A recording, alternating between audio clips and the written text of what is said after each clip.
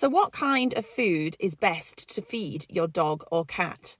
I frequently see videos on Instagram and TikTok from dog trainers or pet shop owners who will very confidently say, well, raw feeding is by far and away the best food to feed your dog or cat, or they'll say a certain brand of kibble or something like that. Now, I could not disagree more. In my opinion, what to feed your dog or cat is very much an individual situation. So we need to look at the individual dog or cat. We also need to look at your lifestyle and your household. Who else is the dog or cat sharing their family life with? And also your own preference. It's okay for you to have a preference one way or the other. Now, there are some legitimate concerns about kibble. So kibble is produced using a very high heat reaction, and that can produce reaction proteins, which can potentially, we're not sure because there hasn't been any research into it, but certainly theoretically could cause damage. So it's things like when you hear that eating too much high processed food like bacon can give people cancer. It's a very oversimplified view on things, but certainly it's a legitimate risk. Some people don't like the fact that there's lots of fillers in kibble and that kind of thing. Now, that's a bit of a controversial one.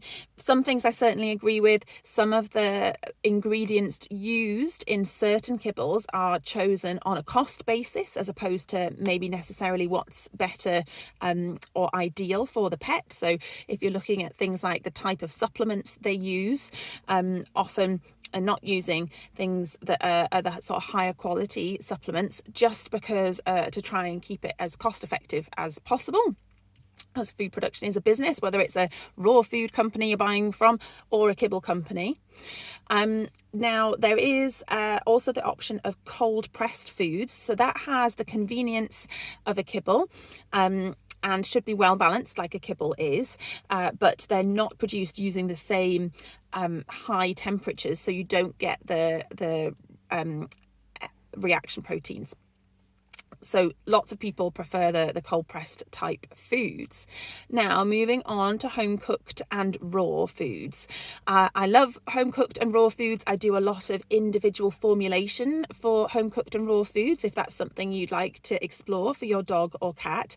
But they aren't all made equally. There's lots of raw foods out there on the market that are not nutritionally balanced.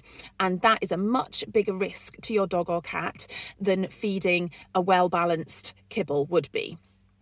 Now, that's a controversial one, but it's true. It's 100% true.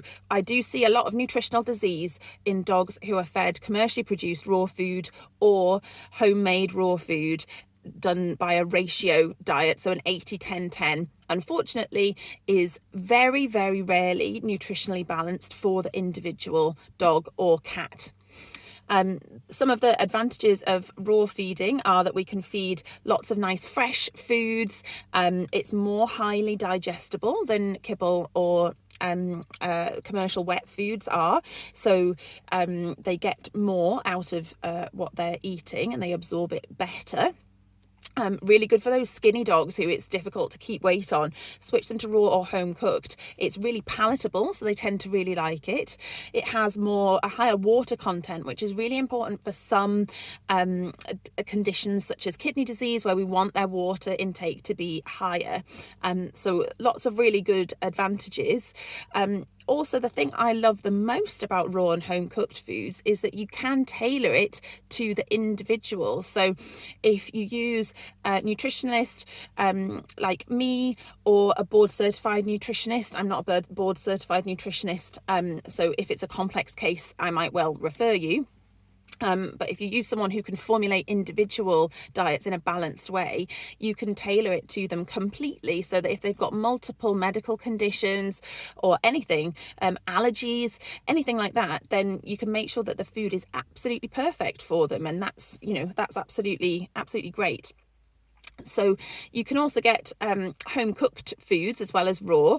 So, and there's some commercial versions of that. So Different Dog is a good one for your dogs, and Catkin for cats. You have the advantages of raw feeding, but it's slightly more convenient and also slightly lower risk of parasites and bacteria, which I go into more in our articles on our website.